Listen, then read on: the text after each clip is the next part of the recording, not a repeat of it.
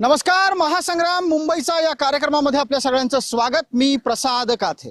मुंबई महानगरपालिकेची निवडणूक यंदा अत्यंत ऐतिहासिक आणि अटीतटीची होण्याची शक्यता आहे, कारण या मुंबईवर आजवर ज्यांचा कब्जा आहे तो कब्जा काढून नव्या पक्षांना या मुंबईवर आपला कब्जा हवा आहे। पण याच निमित्तानं प्रश्नही आहेत, मुंबई कुणाची, मुंबई कुणासाठीची, आणि या मुंबईच्या निवडणुकीमधले मुद्दे अस्मितेचे असतील, पायाभूत सुविधांचे असतील की याही पेक्षा काही वेगळं लोकांना अपेक्षित आहे। या निमित्तानं आपण थेट पोहोचलेलो आहोत या शिवाजी पार्कात। हे शिवाजी पार्क ऐतिहासिक आहे। हे तेच शिवाजी पार्क आहे जिथे आतापर्यंत अनेक राजकीय विचार मांडले गेले। हे तेच शिवाजी पार्क आहे जिथे क्रिकेटपटू घडले, समाज घुसळला गेला आणि या महाराष्ट्राला विचार देण्याचं काम झालं। मुंबईमध्ये प्रचाराच्या निमित्तानं विविध मुद्दे येतीलच, पण त्या निमित्तानं उपस्थित करायचा प्रश्न आहे आणि जो आपण शिवाजी पार्क मध्ये आहोत म्हणून अस्मितेच्या मुद्द्यावर चर्चेला आधी सुरुवात करणं खूप गरजेचं आहे। मराठी अस्मिता हा मुद्दा तुमच्यासाठीचा आहे का महाराष्ट्रासाठीचा आहे आणि मुंबईसाठीचा आहे? तो मुद्दा एका व्यक्तीसाठीचा नाही, तो संपूर्ण मराठी माणसांसाठीचा आहे, मराठी माणसांच्या अस्तित्वासाठीचा आहे, मुंबईसाठीचा आहे, महाराष्ट्रासाठीचा आहे। कारण ज्या पद्धतीने आक्रमणं चालली आहेत परप्रांतातल्या लोकांची, ज्या पद्धतीने हे जमिनी बळकावत चाललेले आहेत, ज्या पद्धतीने आमचे रोजगार बळकावत चालले, ज्या पद्धतीने महागाईचा आगडोंब उचललेला आहे आणि मराठी माणूस यामध्ये कुठेतरी कचाट्यात सापडलेला आहे, तो त्याच्यातून त्याला बाहेर काढणं आणि मुंबई वाचवणं आणि मुंबईच्या अस्तित्वासाठीचाच हा लढा आहे। हा मुंबईच्या अस्तित्वाचा लढा आहे। मग एक प्रश्न थेट भारतीय जनता पार्टीकडे घेऊन येतो, त्याच्यानंतर इतरांपर्यंत आपण पोहोचूयात की मुंबईच्या अस्तित्वाचा लढा लढण्याची भाजपाची तयारी आहे का? मुळात मुंबई शहर हे सर्व मराठी माणसाचं आहे, कुठल्या एका पक्षाचं नाही की जहागीरदारी नाही आहे। मुंबईतली मराठी जनता या ठिकाणी या मुंबईची मालक आहे आणि अस्मिता ही केव्हाही त्या ठिकाणी असते। प्रांतात राहिल्यामुळे मराठी माणसाची अस्मिता आवश्यक आहे, पण अस्मितेचा भावनात्मक आव्हान करून उपयोग, स्वतःची राजकारणातली त्या ठिकाणी स्थिती जी खालावत चाललेली आहे ती सुधारण्यासाठी करू नये। मुंबईमध्ये जशी भावनिक अस्मिता आहे तसं नागरिक म्हणून जगण्यासाठी जीवनावश्यक गोष्टी ज्या असतात त्या ठिकाणी त्याचा महानगरपालिकेच्या निवडणुकीमध्ये त्या मुद्द्यांचा विकासाचा विचार होणं आवश्यक आहे। केवळ अस्मिता त्या ठिकाणी तिथं आहेच, ती असलीच पाहिजे, मराठी माणसाचीच असली पाहिजे, त्याबद्दल वाद नाही। बिलकुल। आपण काँग्रेसकडे जाणार आहोत, कारण मुंबई आणि काँग्रेस हे एक आतापर्यंतचं वेगळं नातं होतं। मुंबई मागायच्या वेळेला काँग्रेस काय वागली हे सगळ्यांना ठाऊक आहे। आत्ताच्या घडीला अस्मितेचा मुद्दा काँग्रेसला भारी पडतोय? नक्कीच नाही आहे। आम्ही विवादाच्या मुद्द्यावरती ही निवडणूक लढत नाही आहोत, आम्ही विकासाच्या मुद्द्यावरती ही निवडणूक लढत आहोत। आणि अस्मिता तर काँग्रेसकडे आहेच, म्हणून आतापर्यंत काँग्रेस या पूर्ण भारतावरती राज्य करते आहे। स्थानिक मुद्दे भरपूर प्रमाणात इथे असून देखील स्थानिक मुद्द्यावरच्या प्रश्नांवरती कोणाचंच लक्ष नाही आहे। फक्त यांचं लक्ष जे आहे ते फक्त मोठ्या मोठ्या विकासक म्हणजे डेव्हलपर्स आहेत यांच्याकडे लक्ष आहे, स्थानिक नागरिकांच्या तळागाळाच्या समस्यांकडे यांचं लक्ष नाही आहे। आता काँग्रेस असं म्हणाली की मुंबई हा त्यांच्यासाठी पण संवेदनशील विषय आहे। तुम्ही आता शिवसेनेत आहात, धनुष्यबाण तुमच्या खांद्यावर आहे, तुम्हाला काय वाटतं, तुम्ही अधिक मुंबईला न्याय देऊ शकणार आहात का मनसे आणि उबाठा गट? पहा, शिवसेना भारतीय जनता पार्टी म्हणजेच महायुती, थोडक्यात अजित पवारांसोबत, फक्त मुंबईमध्ये आमच्यासोबत अजित पवार नाहीत। हे जे काही सध्या वातावरण चाललेलं आहे मुंबईमध्ये, मुंबईची जनता ही अतिशय हुशार आहे, चाणाक्ष आहे। आताच थोड्या वेळापूर्वी मनसेच्या प्रतिनिधींनी आणि काँग्रेसच्या प्रतिनिधींनी काही गोष्ट सांगितली, आपण सर्वांनी त्या ऐकल्याच आहात की महाराष्ट्राची अस्मिता, मुंबई, मराठी माणूस। आता माझा हा प्रश्न आहे की या पक्षांना, उबाटा आणि मनसेला आत्ताच दिसून येतं का की निवडणुका जाहीर झाली की मुंबईला पळवायला कोणतरी येतं, मराठी माणसाला त्रास द्यायला कोणतरी येतं, मुंबईची विभागणी होणार आणि महाराष्ट्राची अस्मिता? एवढे दिवस 20 वर्ष कुठे होत्या या गोष्टी? तेव्हा मराठी माणूस किंवा महाराष्ट्राची अस्मिता आठवली नाही का? तेव्हा तुम्ही झोपला होतात का? तर हे सब कुछ झूट आहे। आता काँग्रेसचे प्रतिनिधी म्हणाले की आम्ही विकासासाठी एकदा उत्तर घेऊयात, तुमच्या मुद्द्याचं उत्तर घेऊयात। तुम्हाला सोयीनं मराठी माणूस आठवतो असा आक्षेप? एक गोष्ट, राज ठाकरे साहेबांची भूमिका जी आहे ही सातत्याने मराठी माणसाच्या अस्तित्वासाठीची आहे। ते निवडणुका आल्या म्हणून आम्ही नाही बोलत, आम्ही सत्तेत नसलो कुठेही सत्तेच्या राजकारणात आम्ही प्रतिनिधित्व नाहीये, तरी जेव्हा जेव्हा मराठी माणसांवर अन्याय होतो तेव्हा तेव्हा मनसैनिक धावून जातो. हे वेळोवेळी तुमच्या मीडियाने देखील दाखवलेलं आहे. पण मग 20 वर्षांनी तुम्हाला मराठी माणूस आठवला, ह्याचा आरोपाचं काय उत्तर आहे? चुकीचा आरोप आहे हा. आरोप करायला कोणी काही करेल हो. वस्तुस्थिती काय आहे? वस्तुस्थिती हीच आहे ना की जेव्हा जेव्हा मराठी माणसांवर अन्याय होतो तेव्हा मनसैनिक पहिला धावून जातो, महाराष्ट्र सैनिक पहिला धावून जातो. बिलकुल. अरुण सावंतांकडे वाट पाहत नाही आम्ही. निवडणुका आल्यानंतर पैसा वाटप करून मतं चोरत नाही आम्ही. आता तर मतं चोरी सोडा, ते तुमचं बॅलेट सुद्धा चोरी सोडा, आता तर कॅन्डिडेटलाच चोरलं जात आहे. याच्यावर उत्तर घेऊयात. अरुण सावंतांकडे उत्तर आहे. असे प्रसादजी, निवडणुकांच्या वेळेस फक्त बाता मारण्याला मुंबईकर किंमत देत नाही. आताच मनसेचे प्रतिनिधी म्हणाले की राज ठाकरेजी हे मराठी माणसासाठी सतत भूमिका मांडत असतात. मी तर असं म्हणेन की आदरणीय राज ठाकरेजी यांच्या भूमिका ह्या सतत बदलल्या जात असतात. ते अख्ख्या महाराष्ट्राला ठाऊक आहे. वेळोवेळी त्यांनी आपली भूमिका बदललेली, कधी या पक्षाबरोबर तर कधी त्या पक्षाबरोबर, ही त्यांची भूमिका आपण जाणतो ना. आपण या मुद्द्यावर एकदा भारतीय जनता पार्टीला बोलतं करणार आहोत. मराठीच्या अस्मितेचा मुद्दा सुरू आहे. कोणाला वेळेवर आठवतो, कोणाला उशिराने आठवतो, हा मुद्दा आहे. पण त्यातला एक जो नवा मुद्दा आता चर्चेत आला तो आहे राज ठाकरेंना सोयीनं सगळं आठवतं का? कारण काही वेळापूर्वी हेच राज ठाकरे आहेत जे मोदींना पंतप्रधान व्हायला पाहिजे ही भूमिका मांडत होते, नंतर ते विरोधात जातात. मला असं वाटतंय की राज ठाकरेंच्या बद्दल आमच्यासारख्याच्या मनात आजही आदर आहे की बाळासाहेबांचं एक छोटंसं रूप त्यांच्यामध्ये आम्ही पाहिलं. परंतु ते वारंवार भूमिका बदलतात हे योग्य आहे, पण या वेळेला तर अतिरेक झालं. म्हणजे ब्रुटच यू टू असं म्हणायची पाळी आली. मी तो विषय काढत नाही की माझ्या विठ्ठलाला बडव्याने घेरले, 4 कारकून चालवतात. मुळामध्ये मी त्यांच्याबरोबर अनेक जाहीर सभांमध्ये होतो. या सगळ्या मराठी माणसाचं आणि एकूण व्यवस्थेचं महाराष्ट्रातल्या वाटोळं कोणामुळे झालंय तर मातोश्री मधल्या त्या ठिकाणी सासूमुळे झालेलं आहे असं बोलतात. आणि त्यांचं मला नवल वाटतंय की ते जर स्वतंत्र उभे राहिले असते, म्हणजे माझं मत सांगतो मी, कारण लोकशाहीमध्ये केवळ आपलंच त्या ठिकाणी चालणं पण महत्वाचं नाही, तर काही जागा निवडून आल्या असता. मला वाईट असं वाटतंय की बुडत्याच्या बरोबर गेल्यामुळे जो काही बाळासाहेबांचा अंश त्यांच्यामध्ये आम्ही बघत होतो तो सुद्धा कधी संपेल की नाही ह्याचं वाईट वाटतं. या वेळेला काय जागा निवडून नाही येणार राज ठाकरेंच्या? राज ठाकरेंच्या आता जागा नाही, आता त्यांच्या उभाटा आणखीन राज ठाकरेंच्या युतीच्या आहेत. मला असं वाटतं त्यांच्याकडे सुद्धा कर्तृत्ववान माणसं आहेत. म्हणजे आता किल्लेदारचे आहेत, आमचे मित्र देशपांडे आहेत किंवा आमच्या लालबाग परळमध्ये आहेत. निवडून किती येणार आहेत? मला असं वाटतंय कदाचित बोलल्यावर त्यांना राग येईल, पण एवढेच लोक निवडून 0 येणार आहेत. अगदी हा एक नवा मुद्दा इथे चर्चेत आलाय, म्हणूनच मी पटकन एकदा यशवंत किल्लेदारांना संधी देतो. काय म्हणजे विरोधकांना बोलायला काही काय, आम्हाला हे हास्यास्पद वाटतं सगळ्या गोष्टी. आम्ही हे एन्जॉय करतो, कारण बोलायला तुम्ही लोकांना पटलं तर पाहिजे. तुम्ही काय स्टेटमेंट करता येते ते म्हणतात 0 जागा येणार. लोकांना पटलं पाहिजे ना ही स्टेटमेंट. आज काय वातावरण आहे संपूर्ण मुंबईत, काय माहोल आहे.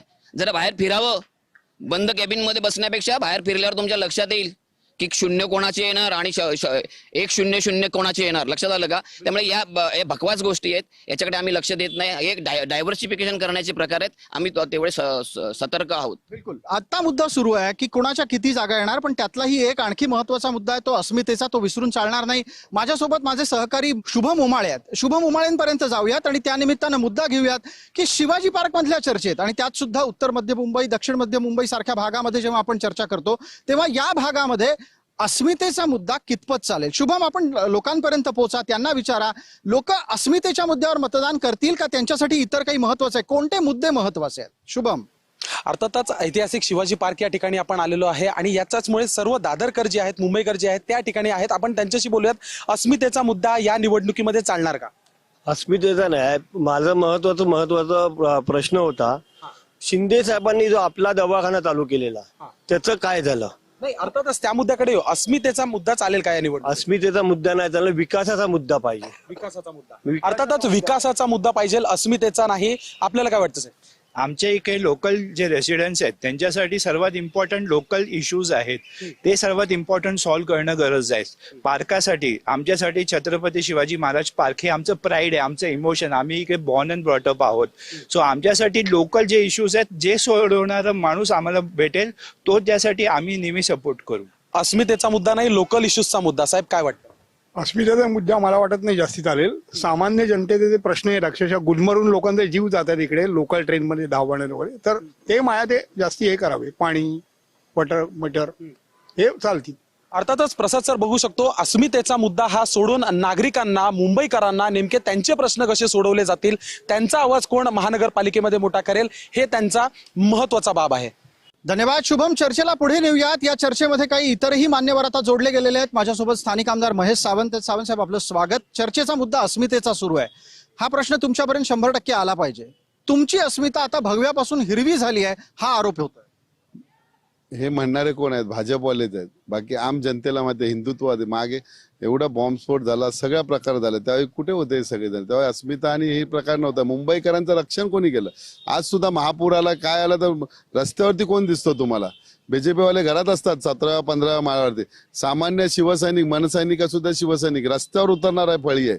त्यामुळे अस्मिता ही ठाकरेंचीच आहे मुंबईमध्ये. बिलकुल. याच्यावर एक आणखी मुद्दा एक आहे. गोष्ट सांगा, काय मोनोपोली आहे का बीजेपीची हिंदुत्वाची? त्यांनी काय पत्कर घेतलाय का त्याचा? बाकी हिंदू लोक नाही आहेत का? बाकी संघटना हिंदू नाहीत का? आम्हीच फक्त हिंदू का? हा कुठला न्याय आहे? हम करे सो कायदा.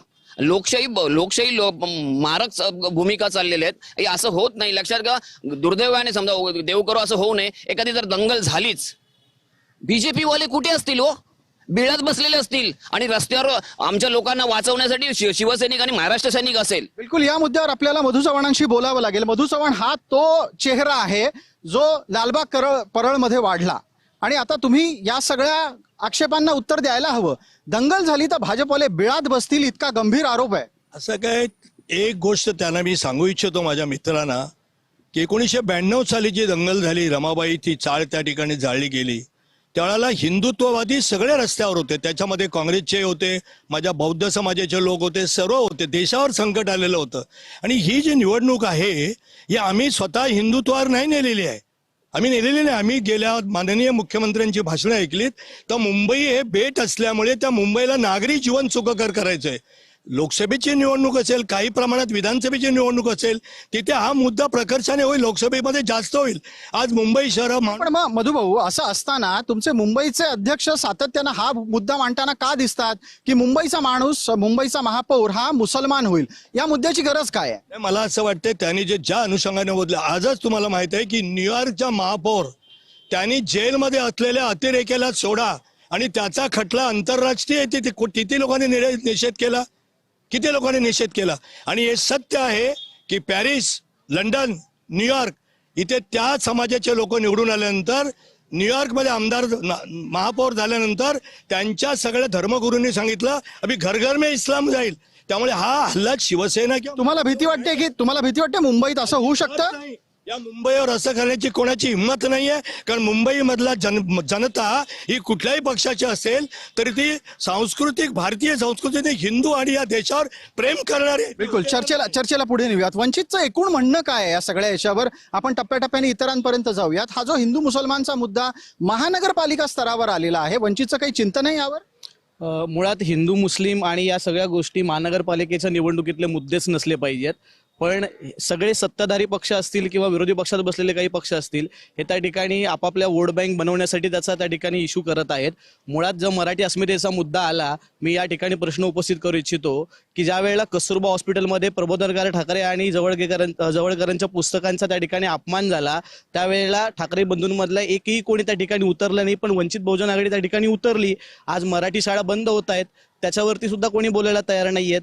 जिथे मराठी अस्मिता सांगायच्या आणि स्वतःची मुलं इंग्रजी माध्यमाच्या शाळेमध्ये शिकवायची, त्यांनी मराठीबद्दल काही बोलूच नाही. बिलकुल. हा मुद्दा घेऊन पुढे जाऊयात, पण एकदा अरुण सावंतांपर्यंत यायचंय. अरुण सावंत, हा हिंदू मुसलमानचा मुद्दा आहे, आणि या हिंदू मुसलमानच्या मुद्द्याची गरज काय हा प्रश्न आहे. पण त्यातला प्रमुख आक्षेप असा आहे की हे सगळं तात्पुरतं आहे, प्रत्यक्षात हिंदूंसाठी काही होणार नाही. पहा, आदरणीय हिंदू हृदय सम्राट स्वर्गीय बाळासाहेब ठाकरे यांनी जे विचार शिवसेनेला दिले होते, तेच विचार घेऊन आदरणीय एकनाथ शिंदेजी आणि आमची शिवसेना पुढे चाललेली. आज जर मुंबईकरांचा जर आपण विचार केला तर मुंबईकरांना हे अस्मिता किंवा इस्लाम, हिरवा रंग, पिवळा रंग याच्यात मुळीच इंटरेस्ट नाही. इथे बसलेल्या अनेक जणांनी आता काय सांगितलं आपण ऐकलं की आम्हाला विकास हवा आहे, विकासाला आम्ही साथ देणार आहोत. आणि विकासाबद्दल जर बोलाल तर गेल्या 3 वर्षांमध्ये आदरणीय मुख्यमंत्री एकनाथ शिंदेजी जेव्हा होते आणि आता देवेंद्र फडणवीस जेव्हा मुख्यमंत्री आहेत, अतिशय चांगले मोठमोठे प्रोजेक्ट, या मुंबईचा विकास, मुंबईचं संपूर्ण कॉन्क्रीट रस्त्यांचं कॉन्क्रिटीकरण, मुंबईमध्ये रोजगार कसा निर्माण होईल किंवा या राज्यामध्ये रोजगार कसा निर्माण होईल याच्याकरता सततचे प्रयत्न केले जातात. पण मग तुमच्या लेखी तुम्ही या विषयामध्ये हा जो भाषिक धार्मिक रंग येतोय त्यापासून वेगळे राहून प्रचार करणार आहात. शिवसेना अजिबात हिंदू मुसलमानचा मुद्दा करणार नाही.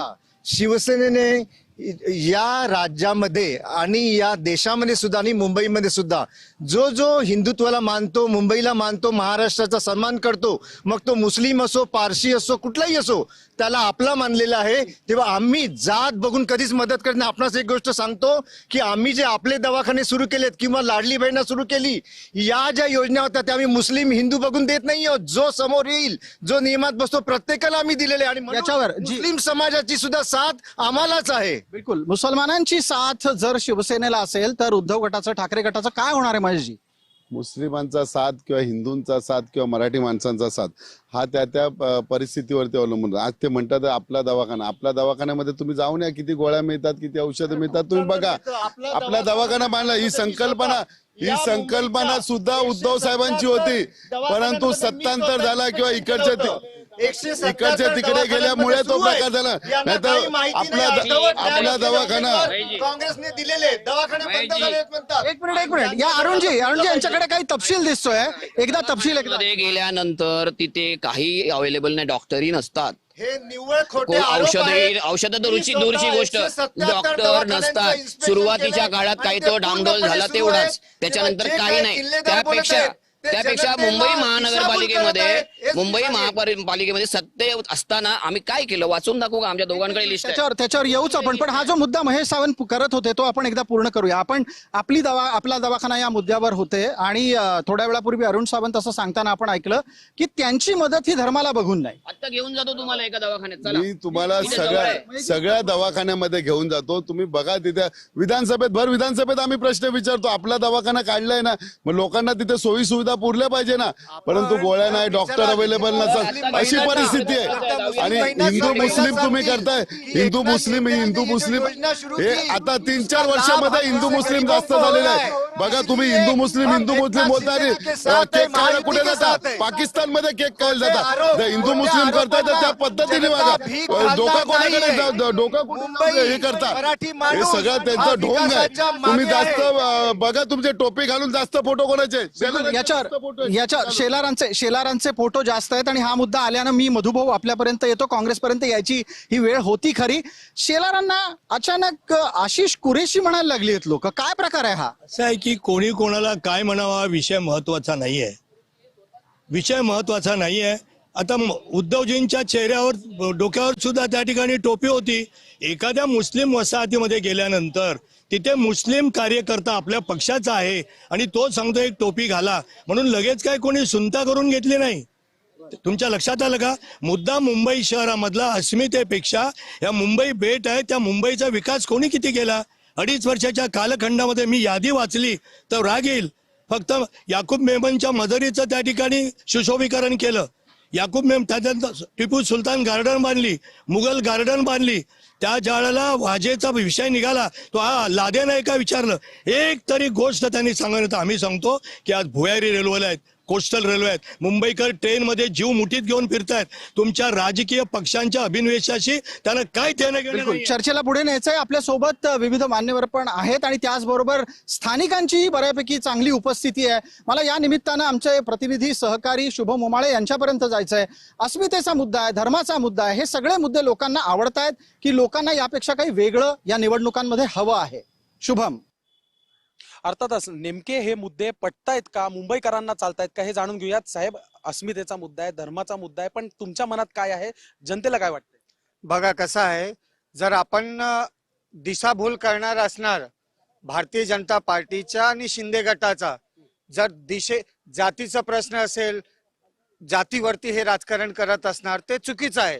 कारण काय आहे, परिस्थिती काय आहे ते बघायला पाहिजे. अर्थातच लाडकी बहीण आहे, आपला दवाखाना आहे, असे विविध मुद्दे आहेत जे सरकारने आणलेत. पण दादरकरांना काय वाटतं? दादरकरांना स्थानिक प्रश्नांवर सुद्धा राजकीय पक्षांनी आपला स्टँड क्लिअर केला पाहिजे असं वाटतं. हे सगळं विषय मराठी नॉन मराठी मुंबई शहर आहे, जागतिक स्तरावरचं शहर आहे. त्या ठिकाणी आपण भाषेमध्ये अडकलो, तिथे आपण जातीमध्ये अडकलो तर अडचण राहील. हे नक्की आहे. धर्म राहिला तर या सगळ्या सुविधा आपण अनुभवणार आहोत. धर्म नसेल तर बाळासाहेबांनी सांगितलेले धर्मासाठी आम्ही एकत्र आलेलो आहोत आणि धर्मासाठीच आपल्याला पुढे जायचं आहे. हे करताना स्थानिक विषय आणि समस्या याचा विचार केला पाहिजे. आपण भाषेमध्ये पंथामध्ये न अडकता मुंबईला आपण पुढे नेलं पाहिजे. भाषेमध्ये पंथामध्ये न अडकता मुंबईला पुढे नेलं पाहिजे अशी एक प्रतिक्रिया देखील समोर येते. काय वाटतंय, राजकारण कशा पद्धतीने चाललंय? धर्मावर चाललेलं आहे, विविध योजनांवर चाललंय.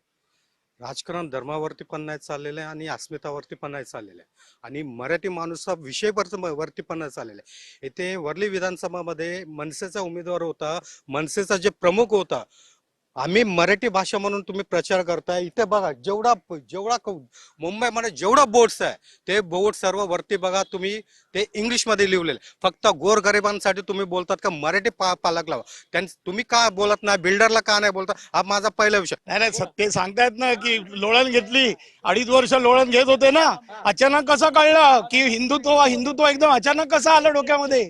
आता त्या चव्हाण साहेबांनी सांगितलं मेमनची समाधीबद्दल बोलतात. मी स्वतः तिकडे गेलेलो आहे. त्या त्यांच्या समाजाचं आहे ते आणि ते स्वतः फॅमिली दरवेळी सुशोभीकरण करतात. या लोकांनी उद्धव साहेबांच्या नावाने जितका करता येईल तेवढा खोटा प्रचार केला.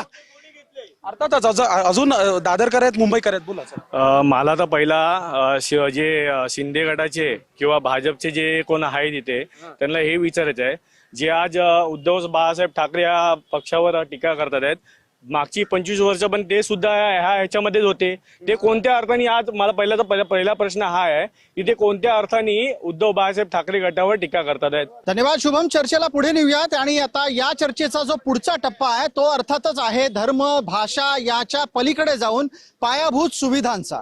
मुंबई जगातलं एक अत्यंत महत्वाचं महानगर मधुभाऊ, तुम्हालाही माहिती आहे. अनेक वर्षांपासून या मुंबईच्या अनेक पायाभूत सुविधा रखडलेल्या होत्या. मुंबईकरांच्या साठीचे मुद्दे महत्वाचे आहेत.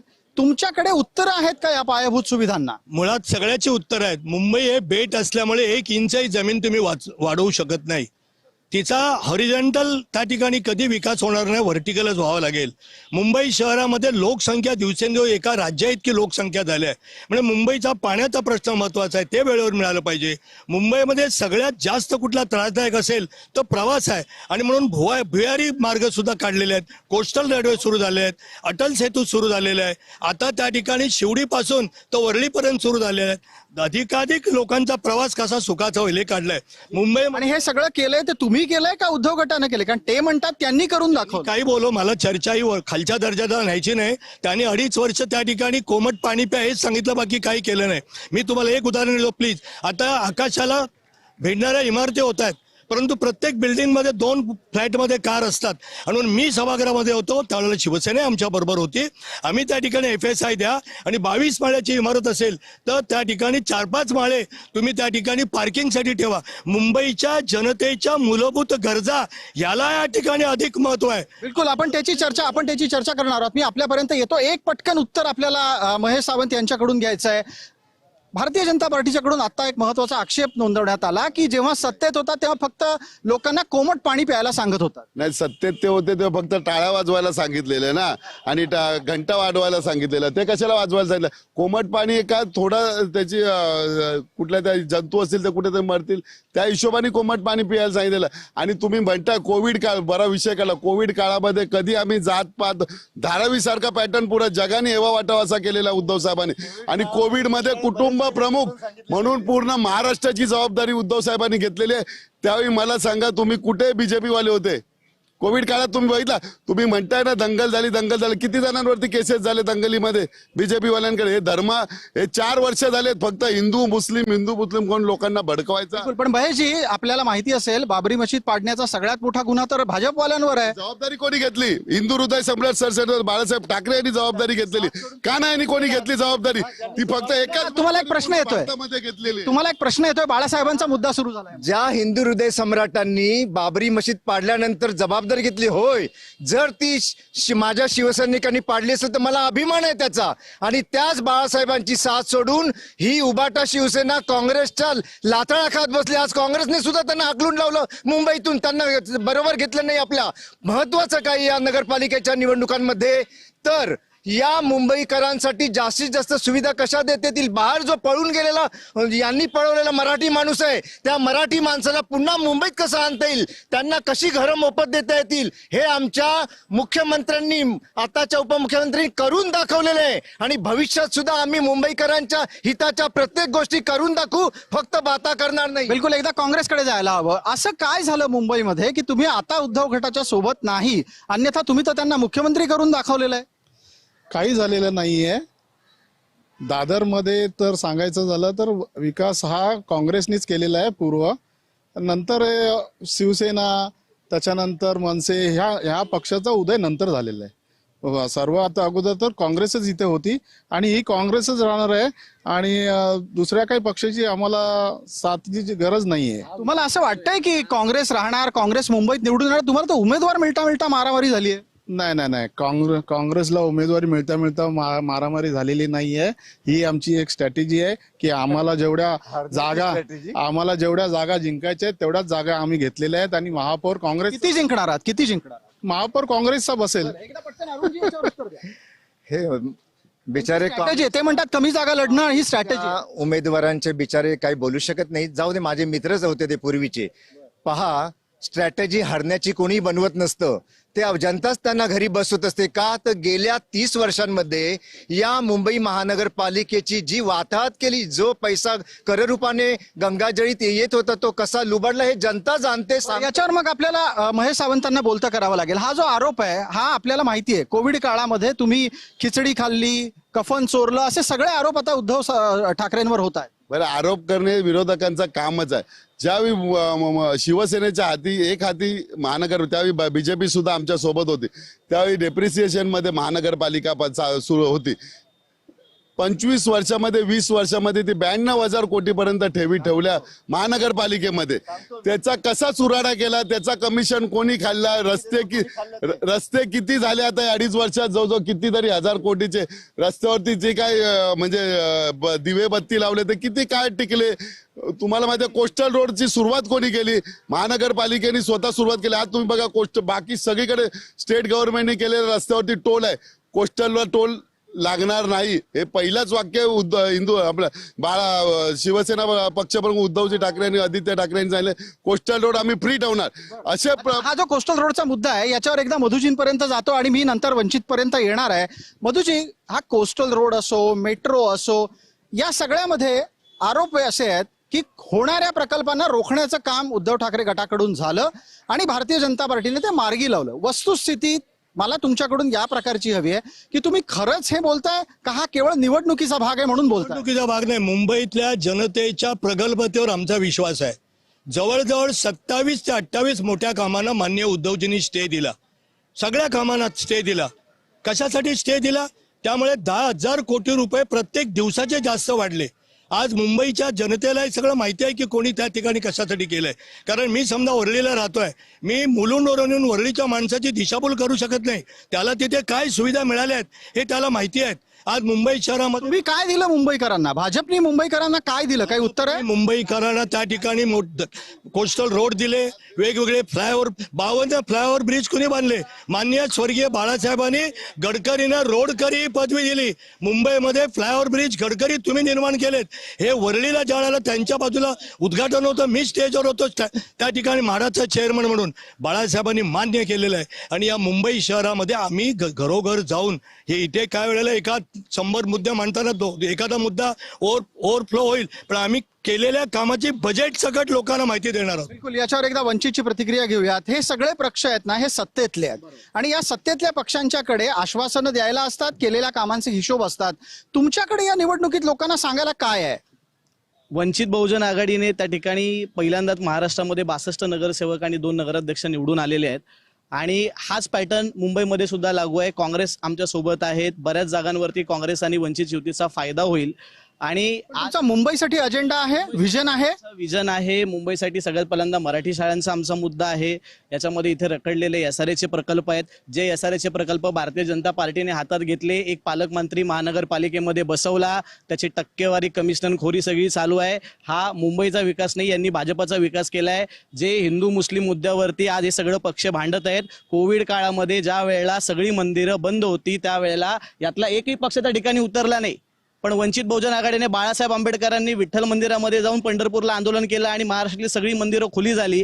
ज्या वेळेला मशिदींवरच्या भोंग्यांचा प्रश्न आला त्यावेळेला वंचित बहुजन आघाडी उतरली. आणि या महाराष्ट्रामध्ये ज्या वेळेला हिंदू मुस्लिम दंगली घडवण्याचे प्रयत्न या सगळ्या पक्षांनी केले त्यावेळेला बाळासाहेब आंबेडकरांनी औरंगाबादमध्ये ती दंगल शमवण्याचं काम केलं. आम्हाला हिंदू मुस्लिम ऐक्य हवं आहे, आम्हाला मुंबईचा विकास हवा आहे आणि त्यासाठी आम्ही लढतोय. ठीक आहे, एक पटकन मुद्दे घेऊयात इथे असलेल्या भारतीय जनता पार्टी आणि शिवसेनेच्या प्रतिनिधीकडून की कोविड काळात खरं काम कोणी केलं. कारण तुम्ही दावे करताय, तुमचे आक्षेप उद्धव गटावर आहेत, तुम्ही काय केलं त्याचं उत्तर आहे.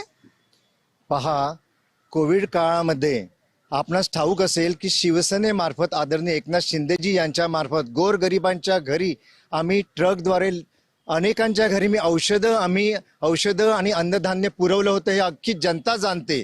दुसरी गोष्ट आपणास ठाऊक असेल, जनतेला ठाऊक आहे, मी बोलून आपण माना किंवा नाही, परंतु जनता हे सांगते की कोविड काळामध्ये त्यावेळेचे मुख्यमंत्री हे घरी बसून घरातून आपल्या बंगल्यातून राज्यकारभार चालवत होते. हा आरोप वारंवार होतो. आपल्याकडे काय उत्तर आहेत? कोविड काळामध्ये मुंबईकरांच्यासाठी भाजपनं काय केलं? हे बघा, मला असं वाटतंय की इथे मला जास्त बोलता येत नाही, तर स्पष्ट बोललो असतो, पण ही सार्वजनिक काही हरकत नाही, स्पष्ट बोलायला आपण कोणी अडवत नाही. महाराष्ट्रातल्या जनतेने लोकसभेत केवळ घटना बदलण्याचा त्या ठिकाणी वेगळा नॅरेटिव्ह पसरवून मुद्दा पडला, पण लोकांनी विधानसभा, सगळ्या नगरपालिका, मुंबई शहरामध्ये जवळजवळ प्रत्येक दिवशी माननीय देवेंद्रजी फिरत होते. संघ भारतीय जनता पार्टीचे कार्यकर्ते, काही प्रमाणात ओरिजिनल शिवसेनेचे कार्यकर्ते होते, बरोबर हे म्हणतात तसे त्या ठिकाणी बौद्ध समाज म्हणत नाही, मी रिपब्लिकन पार्टीचे कार्यकर्ते होते. कोविडच्या काळामध्ये मी जातो लालबाग भागामध्ये, रहाटे नावाच्या नगरसेवक होते, सगळ्या शाखा बंद होत्या.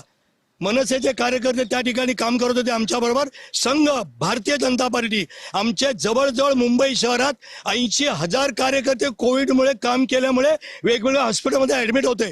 थोडक्यात तुमचा दावा आहे जी, पुरावे देऊ, सर्टिफिकेट देऊ. बिलकुल. आता आपण या निमित्तानं चर्चेला आता इतर आपल्या सोबत असलेल्या प्रेक्षकांपर्यंत नेतोय. शुभम, इथे मुद्दा असा उपस्थित झालेला आहे की लोकांना पायाभूत सुविधांच्या निमित्तानं काय अपेक्षित आहे, पण त्याचबरोबर हाही मुद्दा आहे की लोक निश्चित याच मुद्द्याला बघून मतदान करणार आहेत का ऐन वेळेला त्यांच्यासाठी भावनिक मुद्दे महत्वाचे ठरणार आहेत. शुभम, अर्थातच केंद्रात राज्यात गतिमान सरकार आहे, महायुतीचं सरकार आहे, पण नेमकं मुंबईत काय होणार याचा कौल मुंबईकर 15 तारखेला मतदान पेटीत देणार. 16 तारखेला त्याचा निकाल समोर येताना देईल. पण अशामध्येच पायाभूत सुविधा मुंबईच्या काय म्हणतात आणि काय अपेक्षित आहेत मुंबईकरांना? प्रथमतः आपलं सांगू इच्छितो की पायाभूत सुविधा निर्माण करण्यासाठी केंद्रामध्ये आणि राज्यामध्ये मुंबईकरांनी आणि मतदारांनी त्यांना निवडून दिलं होतं. परंतु झालं असं की बीजेपी असो किंवा एकनाथ शिंदे असो किंवा शिवसेना असो, हे तिघे जण सर्वजण एकच आहेत. ह्या सर्वांना चालवणारं कोण आहे तर भांडवलशाही आहे. अर्थातच अनेक मुद्दे आहेत, पण नेमकं अजून देखील पायाभूत सुविधांवर नेमकं राजकारण चालतंय का? त्यानुसार प्रगती काय होणार आहे का? मुंबईकरांच्या पदरी काय पडणार आहे? पायाभूत सुविधा तर चालू आहे ना, पण सगळ्यांनी एकत्र येऊन कार्य केलं पाहिजे माझ्यामध्ये, असं माझं मत आहे. सगळ्यांनी एकत्रित येऊन कार्य केलं पाहिजे अशी देखील प्रतिक्रिया मुंबईकरांकडून येत आहे. धन्यवाद शुभम. चर्चेला पुढे नेत असताना आता मुद्दा इथे उपस्थित करूयात की या मुंबईच्या साठी खरं तर प्रत्येक टप्प्यावर कोणत्या मुद्द्यांची खऱ्या अर्थानं गरज आहे, आणि त्यातला एक मुद्दा हा मराठी शाळांचा मगापासून इथे येतोय, ज्याच्यावर आपल्याला चर्चा करायला हवी. कारण मुंबईचं मराठीपण टिकवणं ही जबाबदारी तुम्हा सगळ्या माणसांची आहे. तुमच्याकडे मुंबईचं मराठीपण टिकवण्यासाठी काही अजेंडा आहे? कारण एक आक्षेप मधुभाऊ अतिशय स्पष्ट असतो, भाजप म्हणजे गुजरात्यांचा पक्ष, तुम्ही जर सत्तेत आलात तर मुंबईचं मराठीपण संपेल. भाजपकडे उत्तर असायला हवं याचं. भाजप जर गुजरात्यांचा असता, तेही हिंदू आहेत, तेही आपले आहेत, पण मुंबईमध्ये मग ह्या वेगवेगळ्या नगरपालिका नगर परिषदेच्या निवडणुका झाल्या, ती मराठीच माणसं आहेत गावागावातली, त्यांनी निवडून दिलंय. या मुंबई शहरात मराठी शाळा कोणाच्या काळात बंद पडल्या? सगळ्याला तुम्ही मराठी बोर्ड बदला, बॉम्बे स्कॉटीतला का नाही? तिथे वेगळे पण का नाही? या सगळ्या काही नेत्यांची मुलं, मराठी करणाऱ्यांची मुलं, सगळ्यांची मुलं इंग्लिश मीडियम आणि कॉन्व्हेंटमध्ये शिकलेली आहेत.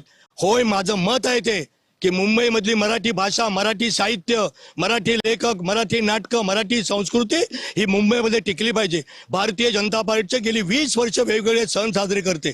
मस्जिदीमध्ये भोंगे वाजायला परवानगी दिली, देवळात जायला बंदी माननीय उद्धवजींनी त्या ठिकाणी कोविड काळात काढली. अनेक गोष्टी मी सांगू शकतो इथे, पण मला पक्ष अभिनिवेशाने उगाच आरोप करून वातावरण बिघडवायचं नाही. चर्चेला पुढे नेऊया. मुंबईची शान राहिलीच पाहिजे, आम्ही ते ठेवणार.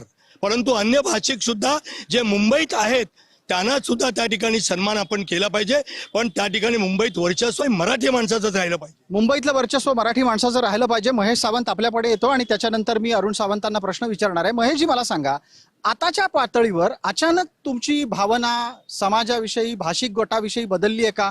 तुम्हाला मुसलमान जास्त जवळ झाले आहेत, इतर भाषिक दूर झाले आहेत. पूर्वी तुम्ही जैन मुनींना नमस्कार करताना तुमचे नेते दिसत होते, आता परिस्थिती अचानक गुजराती विरुद्ध मराठी असं का होतंय?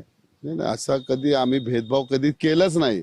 मुंबईमध्ये राहणारा प्रत्येक मुंबईमध्ये राहणारा हा मुंबईकर ही संकल्पना कोणाची होती?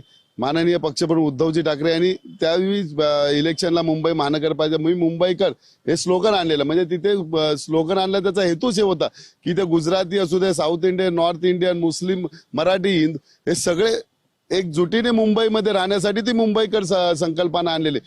जातीभेदीचं वातावरण हे 4-5 वर्षातच तुम्हाला जास्त दिसतंय. त्याच्या अगोदर जातीभेद कधीच आम्ही मानलं नाही. कोणी केलं हे 4 वर्ष? हे भाजप आणि दुसरा कोण करणार पक्ष? त्यांनी म्हणजे दोघांमध्ये डिवाइड, म्हणजे ब्रिटिशांचा रूल सध्या चाललेला आहे. कशी भांडणं लावून इतर पक्षामध्ये किंवा इतर जाती याच्यामध्ये भांडणं लावून आपली कशी पोळी भाजतील त्याचा उत्तम उदाहरण म्हणजे बीजेपी. या निमित्तानं एक उत्तर अच्छा मधुभाऊ आपल्याला द्यायचंय, पण मी एक अरुण सावंतांपर्यंत जाणार होतो. एकदा भाजपवर थेट आरोप आहेत म्हणून आपल्याकडे असं आहे की मुंबईमध्ये मराठीचे भाषिक वगैरे केलं, केवळ मराठी माणूस हिंदीमध्ये बोलला म्हणून त्याला आत्महत्या प्रवृत्त करायला आम्ही नाही केलं. मुंबई शहरामध्ये आज जवळजवळ मासळी विकणारे डोक्यावर घेऊन 80% त्या ठिकाणी बंगाली आहेत. अशा प्रकारचे ज्या देशातले मुस्लिम नाही आहेत. मुंबई शहरात दादरच्या तिथे जा, जिथे सो कॉल आपण शिवसेनेचं प्राबल्य म्हणतो, या सगळ्या पेठे गल्लीमध्ये सगळे धंदे त्या ठिकाणी रोहिंग्या मुसलमानांनी घेतलेले आहेत. फुल बाजाराचे तिथे जा, तिथे का विरोध केला नाही?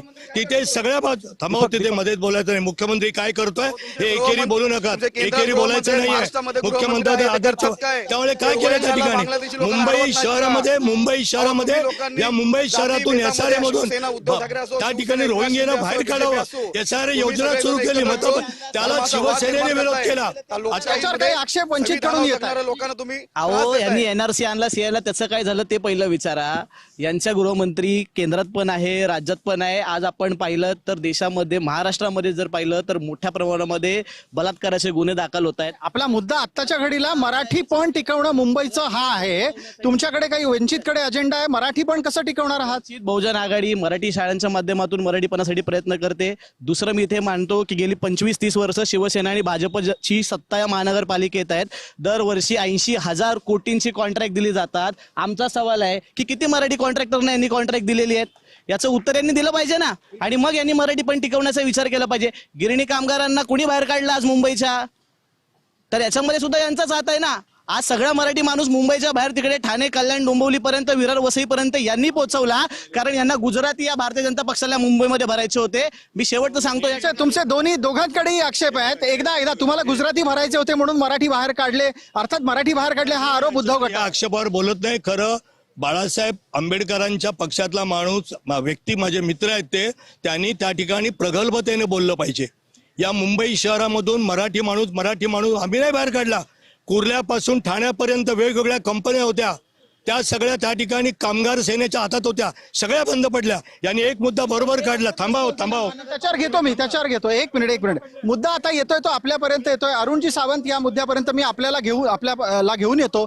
महेशजी, मुंबईतला मराठी माणूस कोणामुळे बाहेर गेला याचं उत्तर आहे उद्धव गटाकडे आहे. संपूर्ण गिरण्या बंद पाडल्या. या इथे मुंबईचा मराठी माणूस कामगार सेना आमच्या बहुतेक कंपन्यांमध्ये ते कंपन्या टिकवण्याचं काम करतात आहे. परंतु सध्या तुम्ही बघताय केंद्राकडून जे काही जुलमी कायदे येतात लेबरच्या विरोधात, आणि ते मालकाच्या आता तुम्ही बघा ना, जो काय 79B जो चालू होता माननीय उद्धव साहेबांनी सुरू केलेले, त्याच्यावरती सुप्रीम कोर्टाने निर्णय दिलाय नाही, पण मुंबईतला मराठी माणूस तुम्हाला का टिकवता आला नाही? इतके वर्ष मुंबई महानगरपालिका तुमच्या हातामध्ये होती, तुम्हाला मुंबईत मराठी माणूस टिकवता यायला हवा होता. नाही, मुंबईचा माणूस बघा, एवढी पडझड झाली तरी मुंबईमध्ये 10 आमदार हे शिवसेनेचे निवडून आले. अहो, ते मुसलमानांमुळे आले असं म्हणतात. हे बघा, हे आरोप करणं मग काय, यांचे आमदार का कोणामुळे आले त्यांनी सांगावं ना.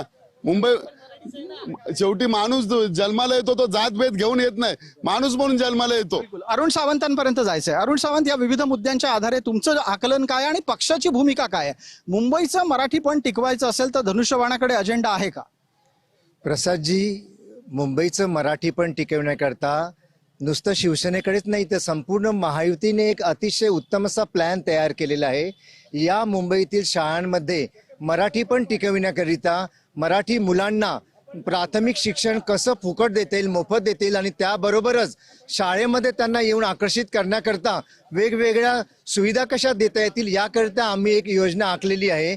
तसंच CBSE आणि इतर इंटरनॅशनल शाळेंच्या दर्जाचं शिक्षण मराठी शाळेमध्ये देण्याकरता आम्ही योजना आखलेली. परंतु आपल्या या चॅनेल मार्फत मी महाराष्ट्रातील जनतेला एक मेसेज हा देऊ इच्छितो की ह्या ज्या काही हे जे काही आरोप वाद प्रतिवाद जे होतात हे फक्त 15 दिवसाकरता आहेत, त्याच्यानंतर सगळे थंड होणार आहेत.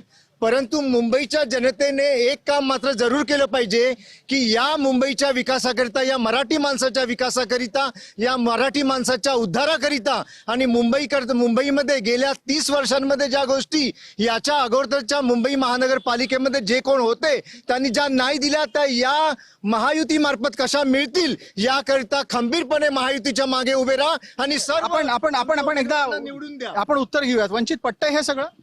हे सगळं न पटणारं आहे. गेली 25-30 वर्ष महानगरपालिका लुटणारी शिवसेना भाजप एकत्र सत्तेत बसले. हे 25 वर्ष त्यावेळेला एकनाथ शिंदे त्यांच्याकडेच होते. आज एकनाथ शिंदे मराठीचा मुद्दा घेण्यासाठी आणि मुंबईचा अजेंडा त्यांचा दिल्लीमध्ये अमित शहाकडे, ते दिल्ली वाऱ्या करतायत त्यासाठी, मुंबईच्या अजेंड्यासाठी. आणि हे लोक आहेत ना, यांनी महाराष्ट्र अक्षरशः लुटला. मी परत एकदा सांगतो की ही मुंबई आणि हा महाराष्ट्र 105 हुतात्म्यांच्या रक्ताने आम्हाला मिळालेला आहे. कुठलाही ठाकरे मुंबईचा मालक नाही. ठीक आहे, एक मिनिट. की अमित शहाकडे जाणं योग्य, पण जे या देशातल्या धर्माला रामाला मानत नाहीत त्या सोनिया गांधीच्या पुढे लोटांगण घालण्यापेक्षा कितीही तरी चांगलं आहे. मुंबई किती मुद्द्याला घेऊन जनतेपर्यंत जाऊया. या मुद्द्याला घेऊन आम्ही आमचे सहकारी असलेल्या शुभम उमाळे यांच्यापर्यंत जातोय. शुभम, इथे मुद्दे विविध प्रकारे पुढे सरकतायत, पण आत्ताच्या घडीला जो मुद्दा आपण घेऊन येतोय तो जनतेपर्यंत न्यायचा आहे आणि जनतेला विचारायचं आहे की प्राप्त स्थितीमध्ये तुम्हाला मुंबईतलं मराठीपण कसं टिकवून हवं आहे. शुभम, मुंबईतलं मराठीपण नेमकं कसं टिकून हवंय हा एक प्रमुख मुद्दा चर्चेदरम्यान आलाय. नेमकं काय वाटतंय? आमच्यासाठी जसं बोललं की ओव्हरऑल मराठी लोक आणि जे महाराष्ट्रांचे आहेत आणि हिंदुत्व हे आम्ही मानतो. आम्ही आमच्या स्वतःच्या धर्माला मानतो. त्यासाठी कोणी पक्षाची आम्हाला हे नाही लागत. आम्ही स्वतःचं प्राईड आहोत. त्यासाठी आम्ही आमचे जेवढं आमचं करता येईल तेवढं आम्ही करतोय. आम्हाला कुठे पार्टीचं व्हॅलिडेशन नको आहोत. अर्थातच मराठी हा मुद्दा कशा पद्धतीने टिकला पाहिजे, कसं गेलं पाहिजे? साहेब, पहिली गोष्ट अशी आहे की महाराष्ट्रामध्ये आपण मुंबईमध्ये राहतो. ही मुंबई मिळवण्यासाठी 108 हुतात्मे झालेले आहेत. बरोबर, ही मुंबई आपल्या सहजासहज मिळालेली नाहीये आणि या मुंबईला जर आपल्याला टिकवायचं असेल तर पहिली गोष्ट या धूर्त जे आश्वासनं देणारे लोक आहेत ना, ह्यांच्यापासून सावध राहायला पाहिजे.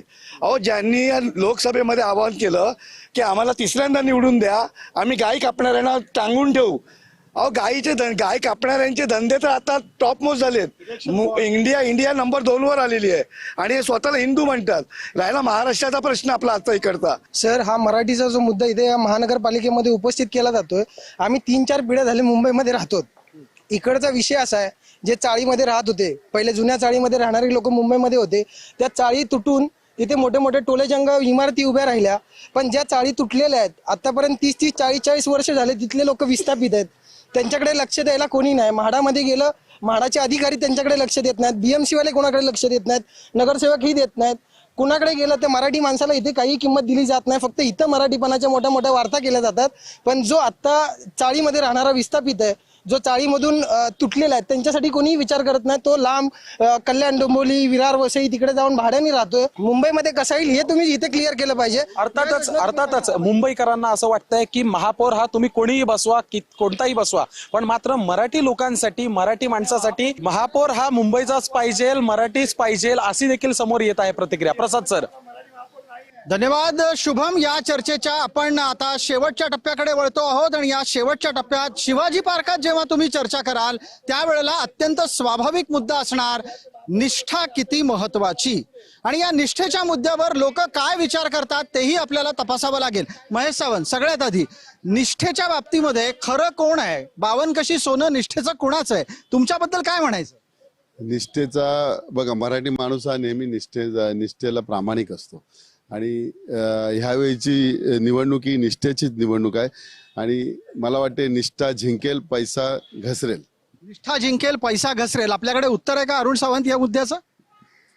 पहा, मुंबईकरांची या महायुतीवरती पूर्ण निष्ठा आहे, विश्वास आहे आणि हा विश्वास हे सांगून जातो की मुंबईमध्ये गेल्या 3.5 वर्षांमध्ये अतिशय चांगली कामं होत आहेत. खरा सैनिक आणि खरा बाळासाहेबांचा शिवसैनिक कोण? आता इथे दोघं जण तुम्ही समोर आहात. अरुण सावंत, आपलं उत्तर. प्रसादजी, साधं उत्तर आहे की ज्या हिंदू हृदय सम्राटांचे विचार, त्यांनी दिलेली दिशा, त्या दिशेवरती, त्या मार्गावरती जो चाललाय तो खरा शिवसैनिक, आणि तो शिवसैनिक आणि त्या शिवसैनिकांचे प्रमुख म्हणजे मुख्य नेते आमचे एकनाथ शिंदेजींनी आमची शिवसेना आहे. आणि खोटा, ज्याची निष्ठा नाहीये असे शिवसैनिक म्हणजे जे उभाटाकडे उरलेले आहेत ते. का मी असं म्हणत आहे, तर ज्या बाळासाहेबांनी सांगितलं होतं की जिस दिन मैं कांग्रेस के कदमों में जाऊंगा उस दिन मैं मेरे शिवसेना का शटर बंद कर दूंगा, एवढं सांगलं असताना सुद्धा त्यांचे आदरणीय पुत्र आणि त्यांच्या बरोबर त्यांचे असणारी काही मंडळी हे काँग्रेसच्या साथीला गेली.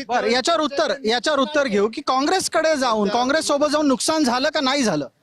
नुकसान झालं नाही, ती युती निवडणुकीनंतर झालेली होती. त्यानंतरची झालेली दोघांनाही त्याचा फायदा झालेला आहे असं का नाही. युती आता तुम्ही सांगा, बीजेपी मध्ये काँग्रेस सोबत जाऊन उद्धव गटाला फायदा झाला. जिथे युती होते तो फायद्यासाठीच करत होता. आज मला सांगा, तुम्ही बीजेपी मध्ये काय कमी काँग्रेस, अर्धी काँग्रेस बीजेपी मध्ये गेले, अर्धी राष्ट्रवादी गेलेले. का पळाले? ज्यांची प्रॉपर्टी वाचवण्यासाठीच पळाले. म्हणजे महेश सावंत पण टिकून राहणार आहेत, 100% टिकून राहणार. या सगळ्या निष्ठेच्या चर्चेतला मुद्दा आहे का तुमच्या लेखी? तुमच्याकडे आत्ताच्या घडीला इतक्या मोठ्या प्रमाणात बाहेरून उमेदवार घ्यावे लागतात, म्हणजे तुमच्या माणसांची निष्ठा पातळ आहे का तुम्हाला माणसं मिळत नाही? हे बघा, माणसं मिळण्याचा प्रश्न नाहीये. मी त्या दोघांची निष्ठा खरी कोणाची याच्या वादात त्यांच्या जात नाही. आता आपण भाजपच्या निष्ठेबद्दल तुमच्याशी बोलतो. मी भाजपचा, मी गेली 62 वर्ष बीजेपीचं काम, मी कुठे माझ्या निष्ठा विष्ठेसारख्या टाकल्या नाहीत. मी नाही गेलो कुठे. आम्ही भारतीय जनता पक्षाचे लोक, आपल्या पक्षामध्ये निष्ठावंत 2 खासदार होते आमचे, तरी आम्ही त्या ठिकाणी सोडून गेलो नाही. काही प्रमाणात प्रतिक्रिया येत आहेत, ते बरोबर आहे की सत्तेच्या गुळाकडेच काही लोक जातात, ते बरोबर आहे. पण मराठी माणसाच्या बद्दल एक दादा थांबा, आम्ही बोलतोय चर्चेत, त्याच्यात तुम्ही या.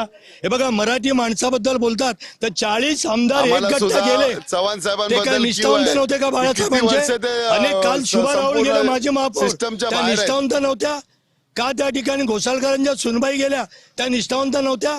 कारण हे सगळे का जातात मग उद्धव ठाकरेंना सोडून? माझं असं म्हणणं आहे की उद्धव ठाकरेंचं कारण त्याने आपला पक्ष त्या ठिकाणी कुटुंबापर्यंत नेलं. एक उदाहरण देतो. स्वर्गीय महासाहेब स्टँडिंग कमिटीचा अजेंडा, इम्प्रुव्हमेंट कमिटीचा अजेंडा, बीएसटीचा अजेंडा, कंत्राटदाराचा अजेंडा त्या ठिकाणी मातोश्रीवर मागत नव्हते, बाळासाहेब मागत नव्हते. आता शिवसेनेच्या लोकांना विचारा, यशवंत जाधवना विचारा, स्टँडिंग कमिटीचा अजेंडा मीटिंग पूर्वी मातोश्रीवर जायचा. थोडक्यात आता त्यांच्या निष्ठा पातळ झाल्या, तुमच्या निष्ठेचं काय? भाजप, आम्ही निष्ठावंत आहोत आणि मुंबईच्या जनतेने आम्हाला कौल दिला, विधानसभेत, नगर परिषदेत दिलाय, याही वेळेला देईल, याच्याबद्दल मला पूर्ण विश्वास आहे. आपण पुढे जाऊयात. अरुण सावंत आपल्यापर्यंत येतो. लोकांना निष्ठावान उमेदवार लागतो का? लोक मतदान करताना निष्ठेपेक्षा इतर गोष्टींना महत्व देतात? नाही, पहा, या मुंबईची आणि या महाराष्ट्राची जनता ही सुसंस्कृत आहे. त्यांना निष्ठावान उमेदवार हा लागतच असतो आणि या मुंबईमध्ये असे उमेदवार आहेत सुद्धा, नाही तसं नाही. परंतु प्रत्येकाला उमेदवारी देताना त्या त्या पक्षाच्या नेत्यांनी या गोष्टी पाहिल्या पाहिजेत. आता जो कळीचा मुद्दा असा साधारण लक्षात येतो, तुमच्याकडून हा दावा केला जातो की निष्ठावान आहेत म्हणून राज ठाकरे सोबत आले आहेत, निष्ठावान बाळासाहेबांप्रती आहेत म्हणून राज ठाकरे सोबत आले, 2 भाऊ सोबत आले. चमत्कार घडणार आहे? काही फरक पडणार आहे? 100% चमत्कार घडणार आहे. आज 2 भाऊ एकत्र आले, तुम्ही बघताय मुंबईची काय हालत करून ठेवलेली आहे. ते मुंबईचं अस्तित्व कुठेतरी पुन्हा निर्माण करायचं. आज तुम्ही बघताय रेल्वेमध्ये जावा कुठेही जावा मराठी माणसांना एकदम वागणूक तुच्छतेने द्यायचे चाललेले आहे. तो पुन्हा 1966चा काळ पुन्हा जिवंत होणार आहे आणि पुन्हा मराठ्यांची ताकद एक मोठी होणार आहे. पण मग राज ठाकरे सोबत आल्याने फायदा काय आहे? नुकसान नाही, कारण ते काल परवापर्यंत वेगळ्या भूमिकेत असतात, आज वेगळ्या भूमिकेत असतात.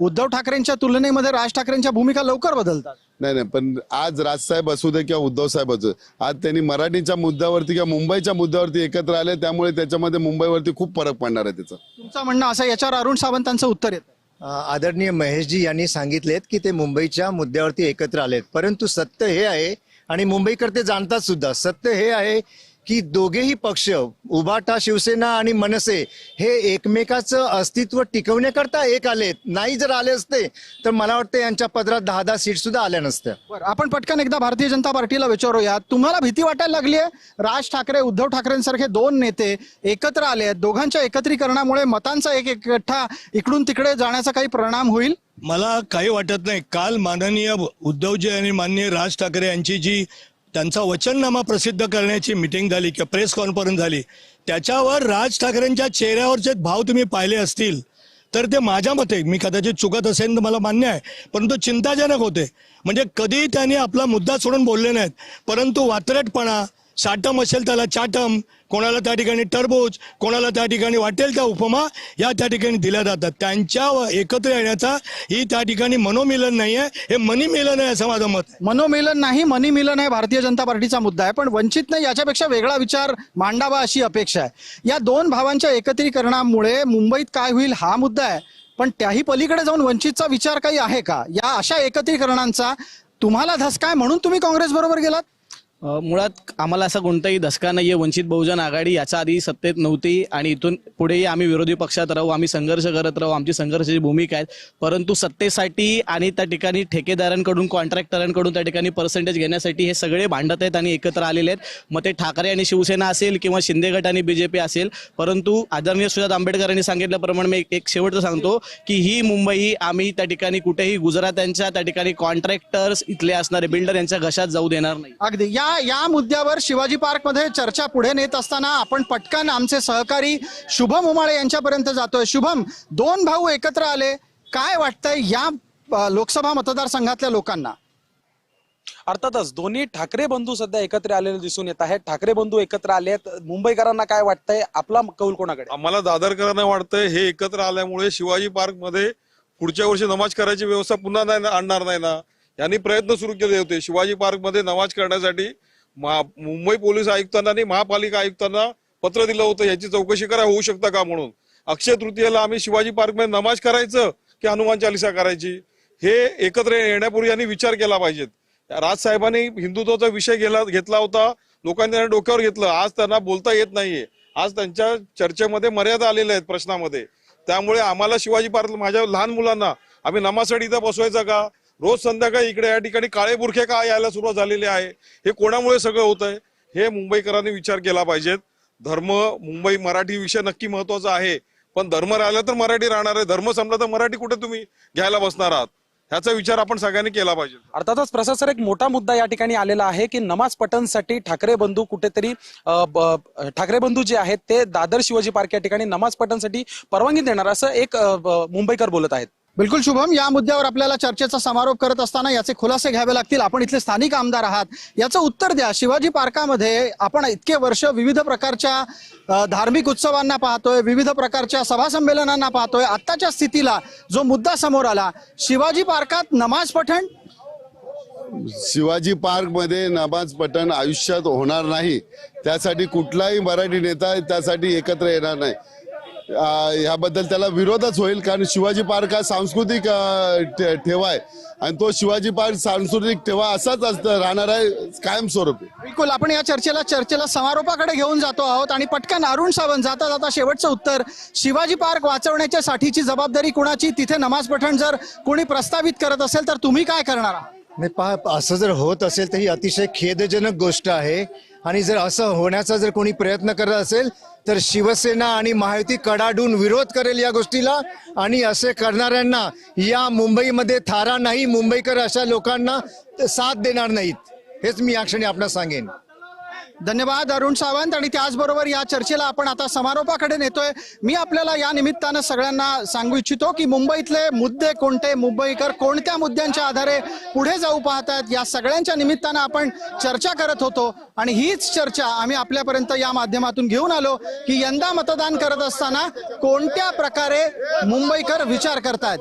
याच निमित्तानं चर्चेला आपण असेच भेटत राहू. तुर्तास आपण पाहत राहा फक्त जय महाराष्ट्र.